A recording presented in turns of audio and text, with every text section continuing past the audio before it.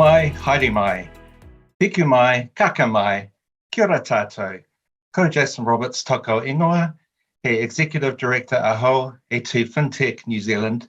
Tēnā koutou, tēnā koutou, tēnā koutou katoa. Morena and welcome everyone. It's lovely to have you here this morning. I hope you've got your coffees ready in hand. Do appreciate your early start and wonderful to have our panel join us. The topic today is FinTech, Blurred Lines, how to use customer data to deliver moments that matter. Before we kick off, I'd like to say thank you to our sponsors today. There's obviously a fair few on the screen there, but in particular to point out Minter and Alison Rudd-and-Watts. I know from personal experience, they've been a great supportive company, not only in financial services, but also in FinTech. I think you know who you are.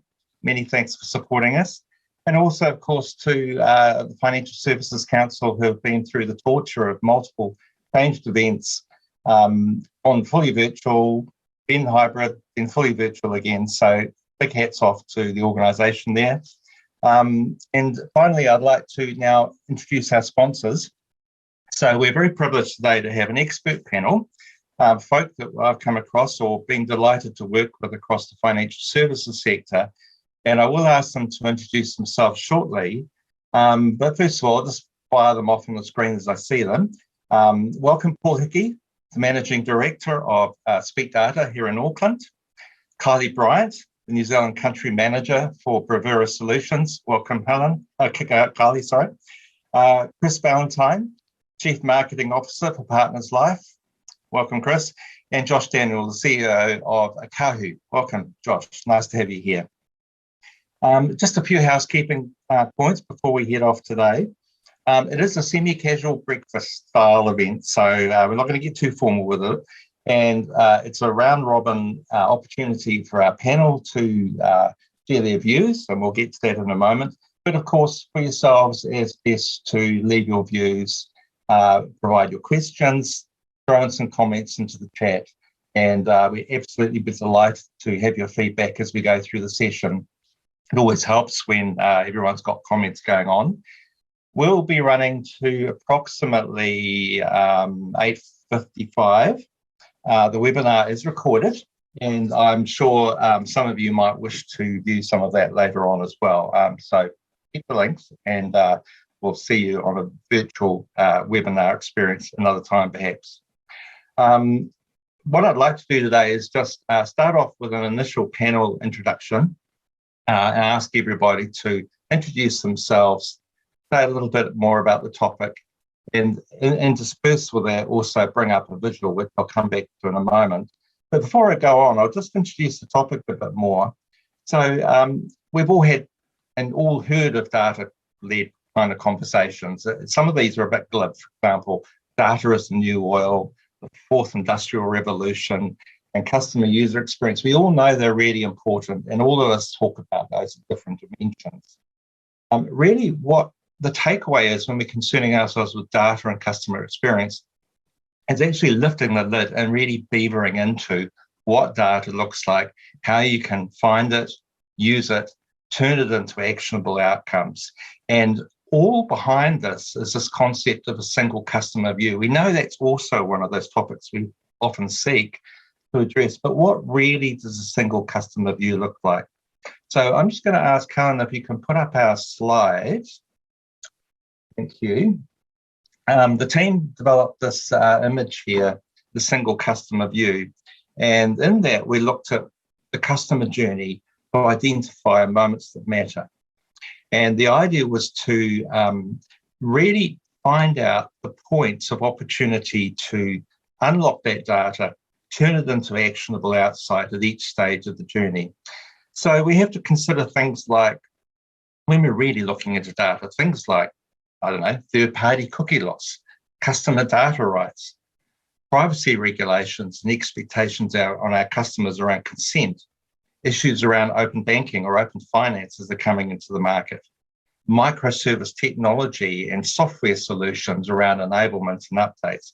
So in practice, what does it really look like when we have to start having a data lens on looking at customer service, customer experience? And so this image here identifies what we think would be the typical customer journey. So if you think about it, going around from the top to the right, marketing and awareness is generally where our customers first find out about our business, our brand, our proposition of product. And of course, against the backdrop of COVID-19, things have changed a lot more. Financial services are no exception. Digital enablement, the ability to operate in a digital world have been accelerated big time. And so there has to be a lot to be asked around how we use data to engage with our customers. How do they find us? What is their experience when they onboard? So when it comes to the next stage, which is the application process. So a customer wants to join with us. They found the product they want. How do they prove their identity? How do they become having a smooth journey in onboarding to get away from those issues of duplication, repetition, the pain in the butt problems that we all know we have experienced when we're trying to start with a company? Can we, for example, I was just reviewing a session last night with James Brown and Blair Turnbull from Tower, talking about how they've turned their onboarding experience for a fire and general product down to 3 questions. That is a pretty remarkable achievement. But of course, that's been driven by data insights and identity. And so what's the overlap of how we capture all those data streams? You mentioned they have 25 data services companies working to help make sense of all their data to bring it through to a defined customer experience. So we have that onboarding experience. Then, of course, we're moving into a customer who's now engaging with a company. We need to start getting into essential communications. This might be proving your AML certification, know your customer, your identity, also determining risk, coming down to things like proper advice journey. Have we done the right things? Have we provided the right conversations to prove our services as a provider? And then can we report on that? So how do we bring that all to light against the backdrop of legacy systems that are often sitting below the surface? And then, of course, customer gets on board, they've purchased a product, now on board with us. Now we're into the space of marketing communications, which would have already happened anyway. But we're talking about email, SMS, chatbot. How do we make sure that we have an aligned communication experience that really represents a single view of the customer when you've got multiple parts of the business, multiple systems, all engaging to deliver an experience? What happens when it's not unified? How do we actually not deliver moments that matter and cause friction, create difficult points? Now, this wouldn't matter if you're a B2B service provider, like an advisor, for example, whether you're an indirect domestic customer. Either way, you've got pain points to address. Then we're moving into the stage of retention. So we want customers to stay with us for a long time. How do we deal with conflict? How do we address claims pushback? How do we make sure that we keep our pricing or products aligned? How do we leverage products to create more service opportunity and increase our value? So there's clearly a lot going on there. And finally, this isn't the end of the journey, offboarding and then reactivation, because of course many customers will leave us. They will start a new service, finish your product because maybe they've sold their car, maybe the banking or the mortgage is finished. So no longer do you necessarily need to stay with a company. How do you make sure that you have a retention practice and policy driven by data and data insights that keep your business going so that the customer now is recycling and coming back into the world? Because, as they say, it's nothing worse than losing a good customer. It takes 7 times as much cost to bring them back than it does to keep them. So really important. Okay, so that's enough from me. I'd like to invite our panel, starting with Paul Hickey. If it was possible, Paul, you could tell us a little bit more about yourself, your role, your company, and of course your view on customer data and where you might sit on that chart. Thanks, Hilary. Thanks, Jason. Am I visible? Indeed. Okay, great. Okay, Speak Data is an Auckland-based data services company. We've been in business 8 years, and we are customer data specialists. This is our exact area that Jason has very conveniently led me into here. So we help companies achieve their single customer view And we have a little bit of a marketing lens to our work, but because we are involved in customer data, it's very sensitive, personal information. And for that reason, we are ISO certified, ISO 27001 certified for information security, which is the government and international standard for looking after data like this. We help customers achieve that view with a particular type of technology called a customer data platform. But more about that in a second. What's driving change is what we see. The marketing world is actually driving change a lot, and also the world of privacy. In fact, consumer attitudes to privacy is actually what's changing the marketing world. So as Jason mentioned, third-party cookies earlier. So third-party cookies are an interesting sort of thing that have driven the digital advertising world for the last decade. Essentially, it's a big pool of data that's collected probably without your knowledge. Every time you visit a website, you're being tracked by these big data aggregators around the world who are then selling your behavior patterns to advertisers. And so that's coming to an end very soon due to customer privacy concerns, and third-party cookies will be a thing of the past in about 18 months. So what brands are doing is that the main trend is a move towards a first-party data strategy. What does that mean? Well, it's a little bit like a return to the corner store mentality of knowing your own customers very, very well, knowing how they've interacted with you and what that means and how you think about that customer.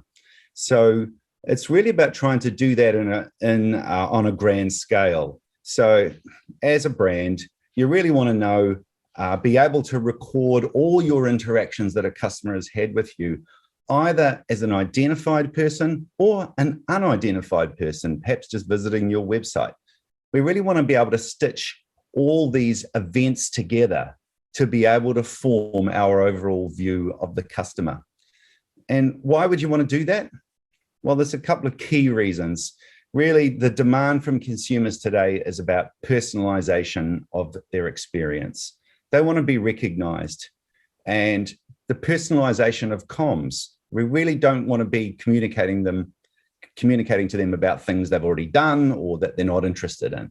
It's about being relevant and the ability to centralize our insights. So we really have a good central view about each customer and the opportunities that creates to perhaps improve their experience, sell them new products, and also lastly, to be able to manage their privacy consents, which is so important in the consumer's view these days. There's nothing worse than promising to not share data with certain parties, and then you do it anyway because one system didn't know that a consent was recorded in another system. So how do we go about creating a single customer view? And it's really about breaking down data silos. So traditionally, companies have a lot of different software systems. And in the last 5 to 10 years, that's just exploded because cloud software has got much cheaper and much easier to implement. And so you see companies buying a system for that and a system for that and a system for that. And each one of those systems, which is helping them interact with customers, is recording data in its own little pot. And so what you end up with is all these different silos of data. And it's become more and more challenging to pull them all together. Excuse me. Some companies have tried to pull it all into a CRM, but of course, CRMs don't really cater for unidentified events and digital marketing events. And some people have tried to put it all together into a data warehouse, and that works okay, but it's not really real time and doesn't give you the opportunity to react in the moment. And others have tried ad tech tools like DMPs, data management platforms, which are really just about accessing that big third-party pool of data overseas, which is going away. So in response, a new category of software has come out in the last 5 years or so, and it's really has emerged as the dominant player overseas, and they're called customer data platforms, CDPs. It's a whole new category of technology that Speak Data has decided to specialize in. And They are very, very popular in the US and have caught on quite big time in Australia, and including in some big FinTech companies as well. And they're starting to catch on in New Zealand. We're on to our third or fourth implementation now of CDPs. And there's quite a few brands to choose from, but not all of them have great presence in New Zealand. So what does a customer data platform do? Okay, it's a place to aggregate live data streams, real-time data streams from pretty much any source. So these data streams could come from your operational systems that you're serving customers with. Okay, this customer just did this, just made a deposit, just applied for a loan, or they could be coming from your MarTech system. So customer just signed up for email, or a customer just registered for a webinar, or they could be coming from your ad tech systems. Now, by that, I'm including all your anonymous stuff. So that includes anonymous visits to your website, which you're probably tracking in Google Analytics, which then flows around to your ads, drives traffic back to your website. And all that stuff is generally kept as a very separate silo. Ad tech systems have been out on their own for a while. Now we've got this platform, we can pull them all back in together. So what we really want to see is all these events flowing through to a single place. And CDPs have a lot of different ways to connect, and they're designed to collect real-time events from any system across your company, and then standardize these events with a common taxonomy, and then unify these events around a single profile. So for instance, if somebody makes their third visit to the website, then at the profile level, number of web visits equals 3. So we've just aggregated events up to a profile. And that just happens over and over again in real time, every time the customer does something. And that central profile is the golden record, if you like, that can be used to drive experiences.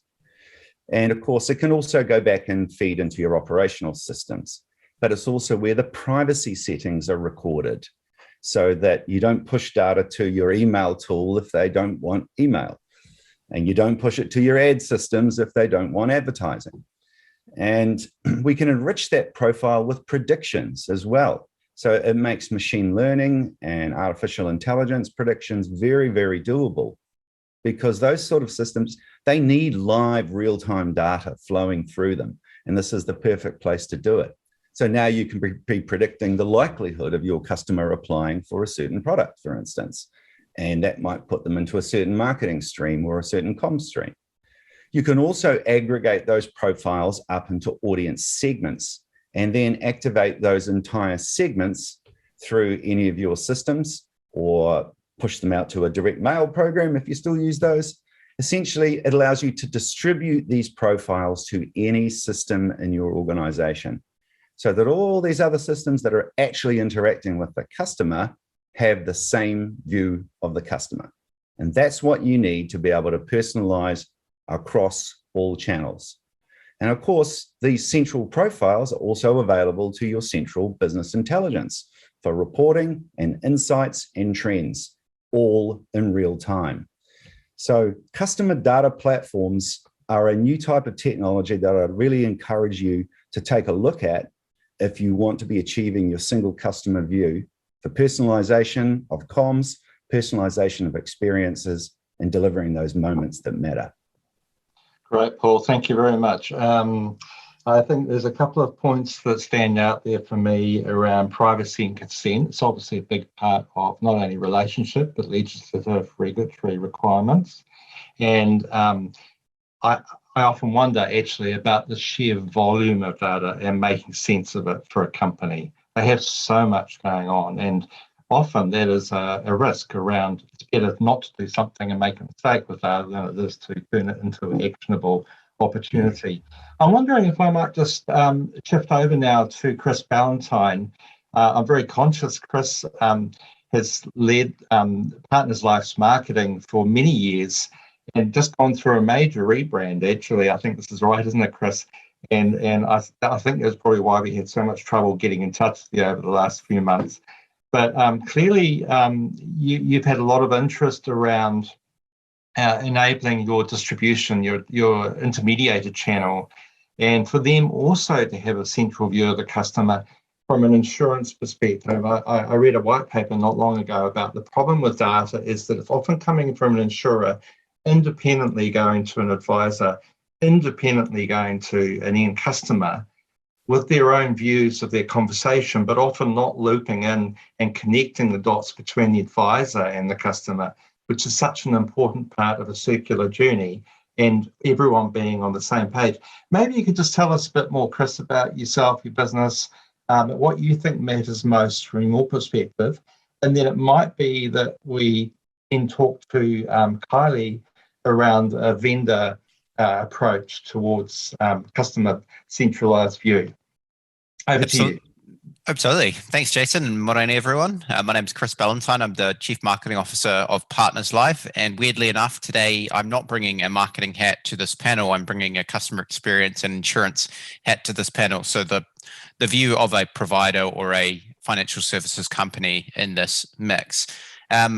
Listening intently to what Paul was talking about, given that a fair whack of my last 18 months has been spent looking at data architecture and specifically customer data platforms and how those might work in the world of a life insurance company where there are so many data silos, but the sovereignty of that data that exists within those silos is equally as important as the kind of Nevada state of having a single customer view. It's a really interesting question you raised, Jason, around, I guess, independent data flowing from insurers or wherever it happens to be providers to advisors and clients independently. And realistically, the truth will likely be because that data is not in a single view within the providers themselves. There, to my knowledge, is not great uptake, particularly in life insurance or wider within financial services of customer data platforms. It tends to be more of a traditional data warehouse type architecture, and the portability of data is a big issue or problem to solve, I guess, for many of us in the financial services sector. Any number of reasons for that, but if I would point out one particular challenge for life insurers, it is that we run on policy administration systems, and policy administration systems do a wonderful job of looking at the view of a insurance contract or a KiwiSaver policy or an investment type a portfolio, but that's not a customer. A customer record is attributed to that, but we've got this kind of conflicting interest between what is actually a customer. Is it a product with some people attached to it, or is it the person who then may have a product? And that really is probably where I think the disconnect lies between many service industries or online kind of e-commerce industries and financial services, is that there is this kind of clear distinction between what is it we're selling versus who is the person buying that and how do they overlap? How do you track data against either of those types of records, and where does that data go? What are you reporting on from a BI or point of view, and what do you care about from an architecture point of view? And I think ultimately we will want to get to a stage where we definitely want to get to a stage, I'd make that clear, where we have a single customer view along with a really solid view of the products that we sell and the people attributed to them. But there are some pretty strong challenges to get there. Weirdly enough, I did see on the attendees list someone who worked with me on something I'm going to mention here. So hi Connor. We developed a platform within Partners Life called Events to help, I guess, to talk back to the purpose of the session, to help blur the lines and deliver customer moments that matter using data. And Events platform that we had built really sits in that advice space, so that initial onboarding space. And the reason why we built that platform the way we did is really because one of the biggest challenges to retention, specifically in the life insurance market, is the disconnect between a non-tangible product. So something I buy that is quite non-tangible or not immediately obvious. It doesn't have a surrender value like maybe an investments portfolio. It doesn't have a visceral bank balance I can see like a banking product. I really don't see any value out of my insurance product until such time as I may need a claim. The reasons why I purchased that become less clear over time. And so therefore, I guess the emotional connection tends to fade with life insurance, making it a real challenge of potentially, and certainly in our opinion, one of the biggest moments that matter is reinforcing, why do I even have this thing over time, reminding of not just the value of the specific insurance contract or product that the client has, but more fundamentally, what were those kind of initial drivers or those life triggers that maybe even engage with this conversation in the first place, and how do we as an industry resurface those as often as possible and surface them as well in a manner that makes sense to a customer independent of the channel that they have come through. Life insurance specific challenge, more than 90% of distribution in life insurance is human intermediated. Now, I spoke on a InsurTech New Zealand panel a couple of weeks back around the fact that we are seeing more demand from customers for a digital-led experience. However, digital-led is not the same thing as digital-only, and I think we're a long way to go specific to our industry to where we are talking about full end-to-end digital-only journeys. And so therefore, customer data is only one component of that, blurring the lines or delivering moments that matter. User experience is equally as large, as is, I guess, putting the data that we do have or we do collect into the right hands, whether that be feeding it directly back to the customer through important communications or critical communications, as was on that slide, or putting it in the hands of the physical humans who are engaging with that customer. So yeah, that's I guess my high level brief of what I'm bringing to the session, Jason. Well, that's excellent. Thank you, Kris. I was thinking about the importance of the other insights that you might get. For example, if I have my Apple Watch, which I don't, I actually plucked it out years ago. I was sick of the damn thing waking me up all the time. But the ability to have other dimensions of data. For example, I'm about to have a heart attack, or identifying whatever risk it might be, that adds more capability or reason to be connected to a life insurer. So there are definitely new dimensions coming through. And I think those, what sort of struck me, Kris, was about your reinforcing those initial drivers. How do we find them? How do we surface them? How do we use data to deliver those moments that matter?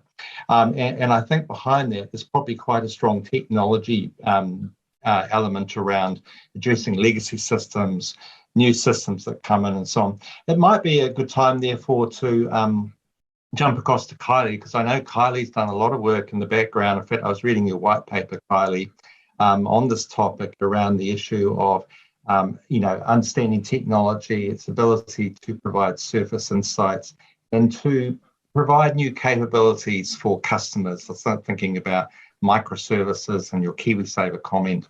Maybe you could say a little bit more about your role, Bravura, and your views on how we deliver moments that matter. Thank you very much. Good morning, everyone. Thank you. So I'm Kylie Bryant from Bravura Solutions, and I'm the New Zealand Country Manager. I'm accountable for growing and developing our New Zealand business and providing leading customer experience and moments that matter. Prior to this, I've spent a number of years at one of New Zealand's largest banks, where they're a client of Bravura's, and I was a general manager of customer experience. So this is a topic that I'm very passionate about and spent my career trying to get right with human-centered design, tools, technology, and organizational design. So Jason referenced the white paper that I recently completed on intelligent and sustainable financial services. So what we know from this is that New Zealanders are seeking greater knowledge, choice, and control over their financial circumstances in the face of economic uncertainty. And many of our customers are looking for real-time personalised support and guidance around deferring retirement, changing drawdown strategies, and reviewing insurance coverage, as well as effectively managing their finance investments for both now and into the future. Today, we currently have more than 3 million KiwiSavers customers receiving little or no advice, and they're expecting their financial providers to understand their changing needs, goals, expectations, and build relationships to utilise individual data to deliver seamless, holistic customer journeys that are intelligent and sustainable. So what we'll see is successful financial providers will offer simple, relevant, and real-time digital interaction experiences that heighten customer choice and control, but savvy providers will increasingly leverage artificial intelligence, virtual agents, and digital advice solutions that are supported by data driven and advisor insights, as well as financial dashboards and self-service capabilities based on goals that can offer flexibility when circumstances may change. So customers are expecting our providers to make it easy for them to interact through smart, intuitive, and seamless omni-channel experiences that can evolve to meet their needs during various life stages. So if we use our New Zealanders KiwiSaver data, tools, and technology to drive long-term engagement, we can change the financial well-being for New Zealanders. So the most recent example we've got is the default changes, which are moving from conservative to balance. And when you join the scheme at 18, you can potentially have an extra 143,000 at retirement through lower fees and higher investment returns. So at Bravura Solutions, we develop innovative technology that power the world's financial institutions. In New Zealand, you'll know us for our core registry system to enable our clients to have confidence in getting the basics right every time. And Partners Life and Kris is one of our foundational clients. And we've developed a strong New Zealand presence and have a number of leading financial services institutions as clients. We've also expanded our offering into moments that matter, as customers are demanding hyper-personalisation. We've done this through our acquisition of Bravura Advisory and our microservices business over the last couple of years. We've also developed Sonata Alta, offering real-time dashboards as business process as a service. And we've partnered with the second largest super provider in Australia to implement this, Aware Super. This technology is underpinned by our orchestrated workflow offering. We were working with Partners Life on our underwriting opportunity. And we've also got our new Stanza AI tool that reads unstructured data, text, handwriting, and voice data to provide sentiment analysis. And most recently, we're also exploring data as a service. So we have a whole suite of offering for clients and customers and moments that matter. But just building on what Kris said in our Bravura advice range. So we, under this is underpinned by a range of digital calculators, digital advice, phone advice, and bill advice. And this is an absolute omni-channel whole of life experience. And the example I'll use, we have a client with over 1 million customers with only 10 advisors. So it's absolutely underpinned by data and digital, and really looking at their whole of life and all of their multi-goals as well. The other example I'd like to use is in business process as a service with Aware Super in Australia is their financial hardships. This is supported by a digital first operating model. And what we've seen is the process go from an average of 30 days down to 3 days. And we're putting the data and information in the customer's hands. So that's really driving efficiency, reducing cost to serve, removing the friction, and significantly improving the customer experience over a really difficult time in a moment that matter. So that's just some of the key points that I wanted to touch on, Jason, and I'll hand back to you. Excellent. Thank you so much, Kylie. I actually had forgotten that Bravura and Partners Life have a relationship there. So this wasn't supposed to be some kind of stitch up, by the way. It just completely coincidental. So thank you very much. You actually pointed out a few things there I thought would be interesting leading into, Josh, which is, customer expectation about ease, to be adaptive, to be almost always on, always available, and understanding where you are in the customer journey. It strikes me that these are the key to personalisation over the life of a customer. And with the likes of KiwiSaver or banking experiences, we want to make sure that it's always relevant. So, linking in together, if you think about it, you've got, Paul's comments around understanding the customer journey and all the data points and how we communicate and connect and make sense of it.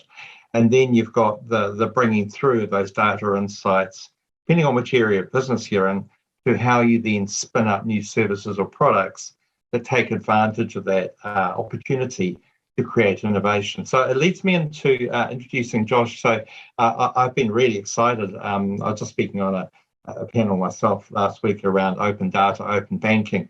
This is a really exciting space, and there's a lot of change coming on in the marketplace. Even right now, the central bank, the Reserve Bank of New Zealand, is looking at central digital currencies. So we're talking open banking, open finance, quite different ways of enabling customers, but particularly products, which leads me and then to welcome you, Josh. I know you've got a fantastic solution around open finance.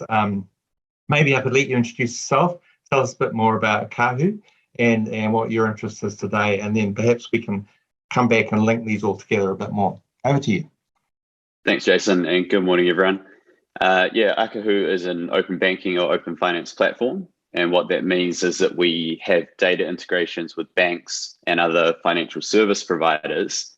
And then a consumer can choose whether they would like to connect those accounts to another product. And I want to give a really tangible example of what a customer journey can look like with open finance embedded in it.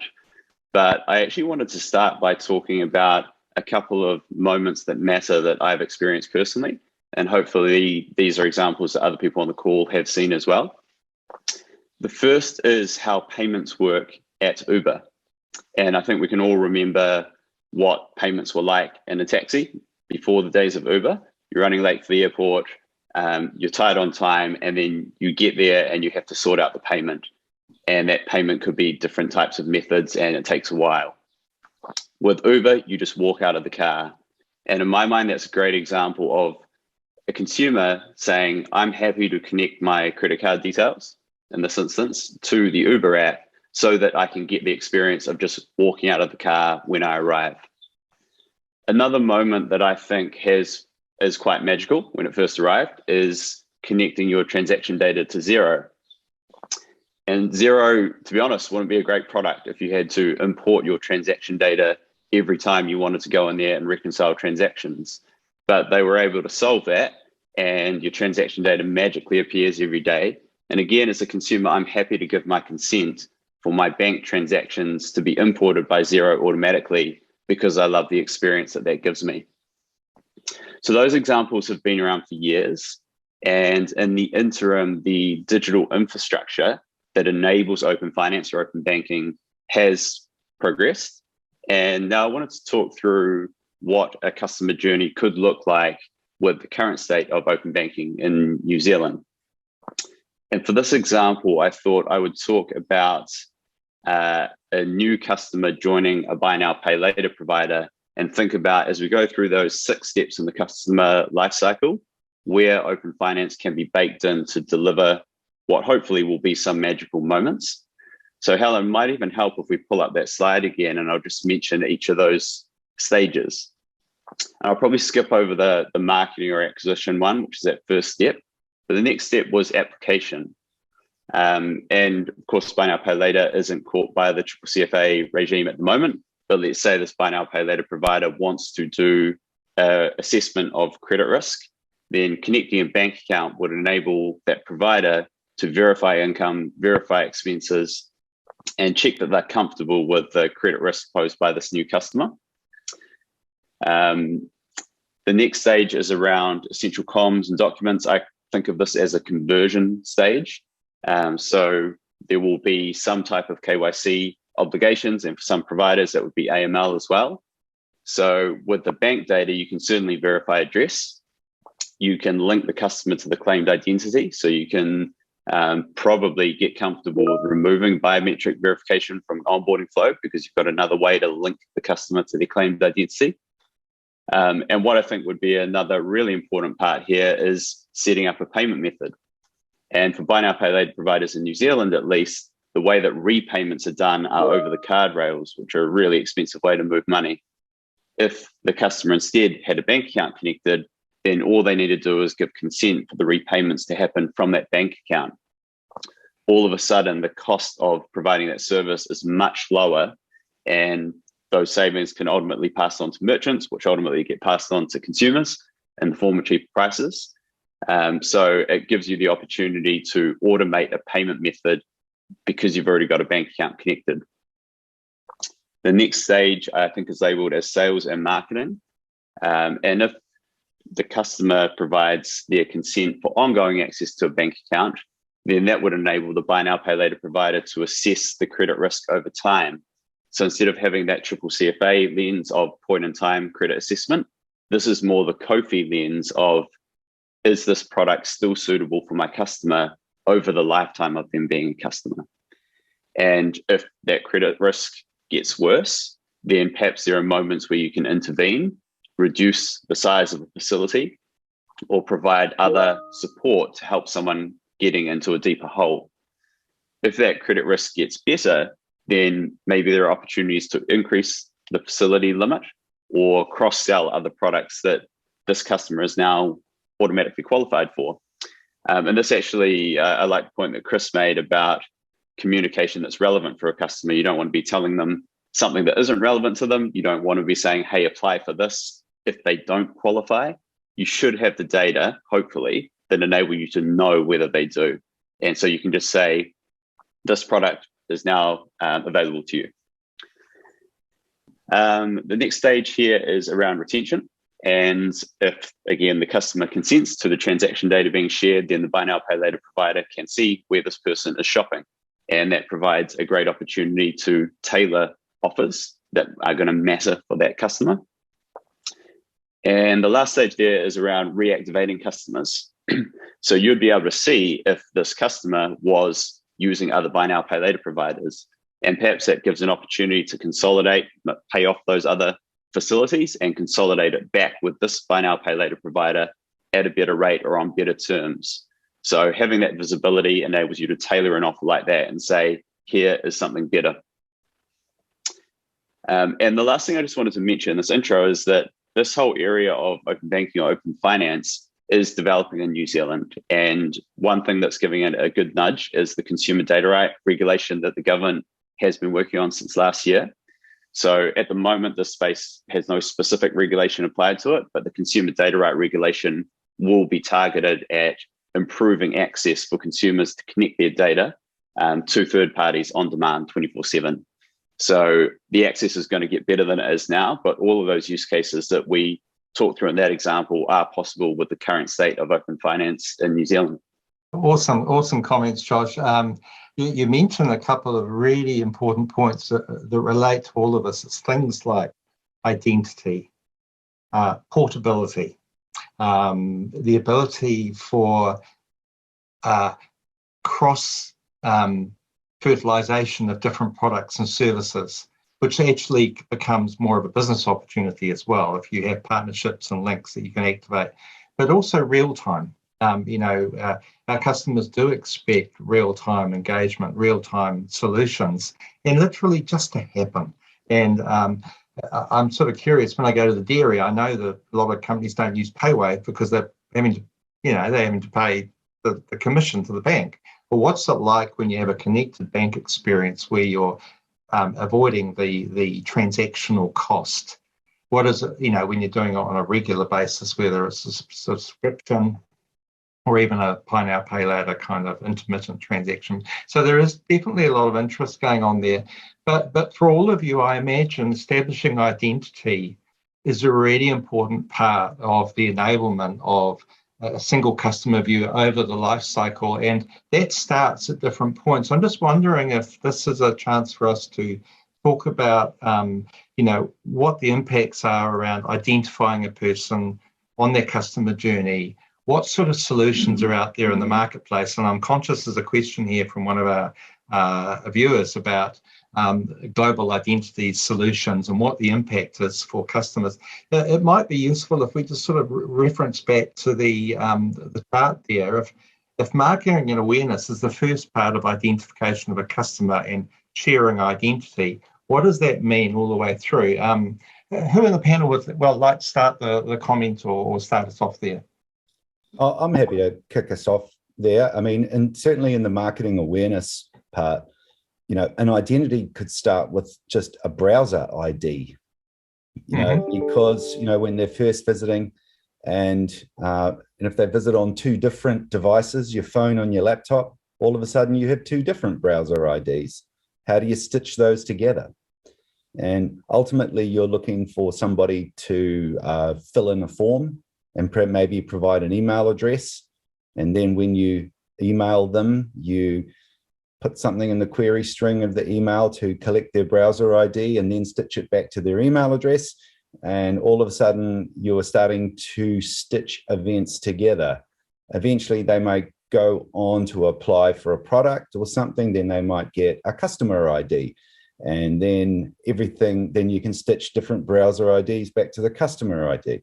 And so you start with a fragmented view of the customer of different points, but over time aggregate this up and further until you're now stitching lots of different event streams to that single customer view.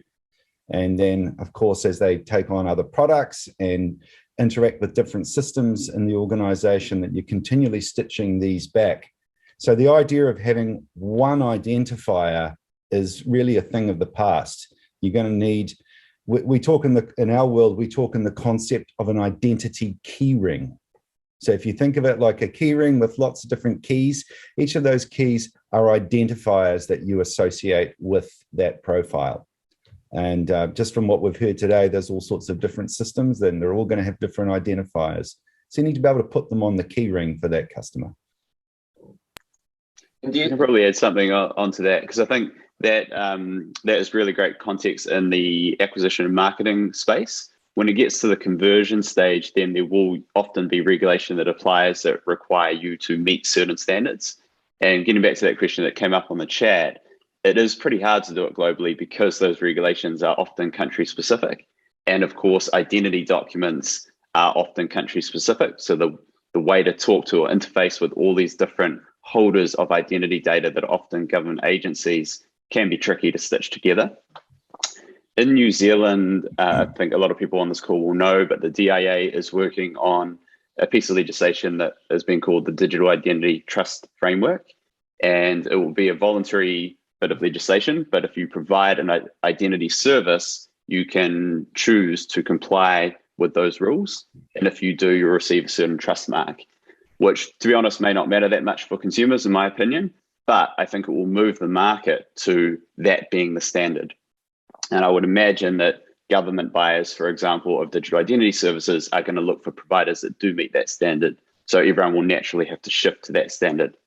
So I can see a battle playing out between centralized solutions that comply with those sort of country-specific standards and potentially decentralized solutions that come at it from another angle.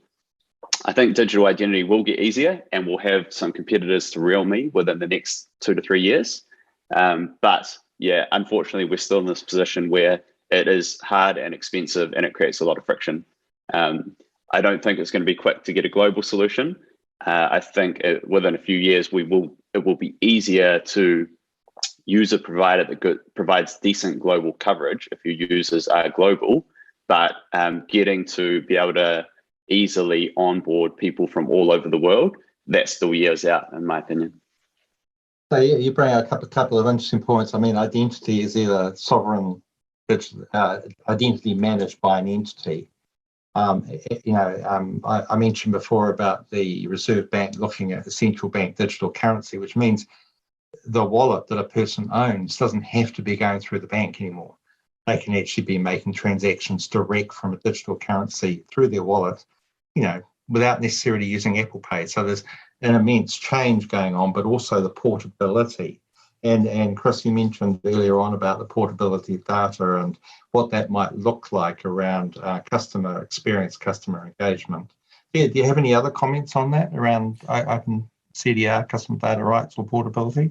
Yeah, well, so the portability is around two specific things, I think. So one is portability within your technical stack is the first challenge to solve. And that's more of a technical implementation piece that we're always going to struggle with. I guess really it comes down to you can have a single source of truth for customers at any given time. You can have a CDP, or if you're going a little bit more old school, a data warehouse or data lake that has the true data. It's not necessarily the most up-to-date data. And so portability no longer means data coming from upstream systems to downstream systems, and then that becomes a source of truth and it's edited as and when that data changes. It's really kind of now the concept of two-way data or multiple-way data, where portability doesn't mean going from upstream to downstream. It can also mean rectifying from downstream to upstream or sideways. So, for us, a real proof point of that was looking at MarTech solutions within the communications for triggered comms within financial services. Obviously, life insurance, general insurance. KiwiSaver's had a lot of triggered comms relating to activities on a insurance or financial services product. And even just considering the scale of the challenge of triggering a communication from what would normally be considered a downstream system that holds data and is a source of truth to that data to another downstream system which also ingests data is a logistical challenge that boggles the mind when you get below the surface. So portability means within ourselves, but in light of the CDR proposal from MB, or the consumer data right proposal from MB, and I guess soft signals that we may be moving towards more of a European style privacy and data framework, obviously the portability of our own data packets to go outside of our company for customer requests or to customers directly or to regulators is going to become really important in the future for all of us, but very specifically for financial services, since we appear to be the first testing ground for that CDR framework. Absolutely. Kylie, I was thinking before your comment, Kris had mentioned about the difficulties of internal data packet management and how your technology services. I know you have a very microservice sort of approach to adapting to the needs around customer data management and so on. Do you have any particular comments in line with what Kris mentioned? Yeah, we've got a microservices business called Finocomp, and we do a lot of work globally and up in the UK. The key things that we're focusing on is providing regulatory, supporting regulatory changes because it's quick to market. So one of the ones is that we've looked at is COCA, and that's focused on performance, fees, and transparency up in the UK. So that's one of the areas that we're just provided using quicker technologies to market to provide data and insights to clients based on regulatory changes that we can do really quickly. Excellent. I see it's, so what is it, 8:52, so we're beginning to count down towards the end now. If I asked each one of you just to sort of wrap up with a minute or two, if you could say, on reflection of the moments that matter diagram, where would you say you mostly play, number 1, number 5, number 6, and Helen, if you're okay to pop that image up for us, and then just tell us a little bit about the one thing that you think our customers or viewers today could take away that would be actionable, or something they can do right now around their data management, their data insights, their data opportunity. Open floor. Who would like to start? Well, why not? I'll tell you the trend of going first then. So for Speak Data, obviously we play in those orange areas of 1 and 6, but also 3 and 4, and 5. Actually just about all of it really. So we really operate right through the customer journey. I mean, we don't necessarily have to be working in the operational systems, but as I said before, a CDP kind of supports marketing, comms, and personalized experiences, but it really can be just a collection of what's happening in the important operational systems to create a view for marketing, comms, and interactions, so that all the other systems have a view of what all the other systems are doing, and all in real time. And so it's not the be-all central data warehouse or anything like that, but it's a data pipeline, a data unification pipeline, which sounds to me like is sorely needed in financial services. And I think when it comes to identity, there's a whole spectrum of identity from, like a single browser ID to, fully centrally identified and certified identities. And customers should be able to do various things depending on how identified they are. And I think that's the sort of information that can be available through a CDP. And that's our area that we like to work in. Thank you, Paul. I guess my takeaway from that in summary would be unify your data to create a single view and identity to carry through for the life cycle. Excellent, thank you. Okay, who's next? I'm happy to go next. I guess as we said, we've expanded our suite of technologies and offerings. Probably what I'm really excited about is the Bravura Advice tool, and that's really looking at that whole of life for customer, digital first, but really focusing on that end-to-end omni-channel experience. And at the moment, with KiwiSaver and FSLA, there's a real demand for consistent, scalable advice that provides ongoing evidence and suitability in New Zealand. So I think this is a game changer with the data and insights that it can provide. Great. Okay, data and insight. That's the key to enabling better services, I think. Okay, thank you. I'll go next, Jason. So regarding the diagram here, as a full service provider, we obviously have engagement with customers across every single one of these bubbles, but specifically, I think in the grand scale of things, we're talking 2 through 5 here. The one thing I would ask people to take away when thinking about customer data and moments that matter is that data is a treasure trove. We have endless amounts of data that we engage with throughout the process of acquiring, retaining, and managing a financial services product. Whether we capture it or not and whether we use it or not is actually a really interesting question, because you can go to the logical extreme and take mountains of data and feed that back to customers in a way that provides nothing to them and everything to us, or you could take the view that I guess we're starting to take, which is data is very powerful, but it's one powerful tool amongst many, many powerful tools that we have within, I guess, our wheelhouse to revolutionize that entire process with digital technology. UX is another really powerful one, and it's the intersection between all of those tools that's gonna win the game at the end of the day. Yes, the intersection is the hardest part, trying to work out your best journey, and every company has to do that in their own way, of course. And often I think there's a real data consultation, investigation, conversation that needs to happen. I mean, I was just the data scientists are one of the best paid people on the block these days. They used to be the guys or girls burrowed away in the bottom of in their revenue department, but now they're the kings of the domain. So finally, Josh, love to hear your views. Where you sit, where do you think things are going to go? As a very compelling startup who's shaking the world at the moment.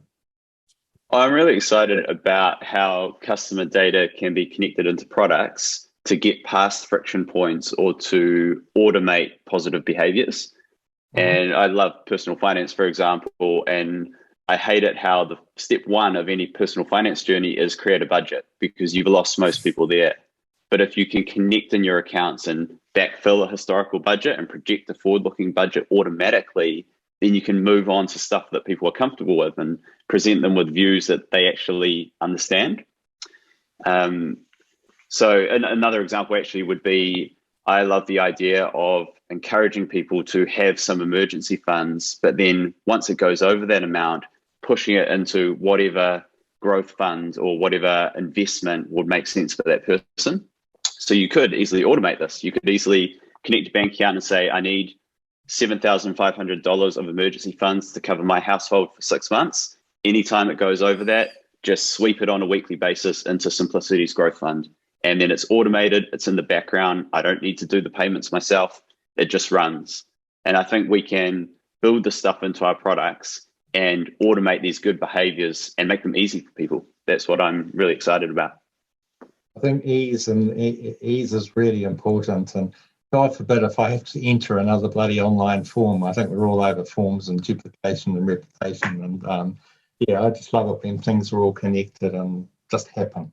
And it's thanks to these little babies here that we can all have a much easier life. Hey, look, I see the time's pretty much run out. I would like to say thank you so much for all of our panelists today. You've given great insights, and my thinking is probably for anyone who's viewing the webinar today, do reach out to these good folk. You can leave a message on the board if you want to direct, or you can comment, get back to me personally, and I'll help introduce you. But I would like to say thank you for all of you for participating, for hanging in there for the last 6 months while we've chopped and changed with everything. And also the Financial Services Council have put on excellent ReGenerations Reimagined event. We've got 1 or 2 more days to go, and I'm sure the screen will come up on that. But we'd love to see the audience return and for the final sessions that we're running. And thank you also again for Minter Allison, who have been such an able and good sponsor for all of us in the past. Have a great day, guys, and get on with your morning. Thank you so much.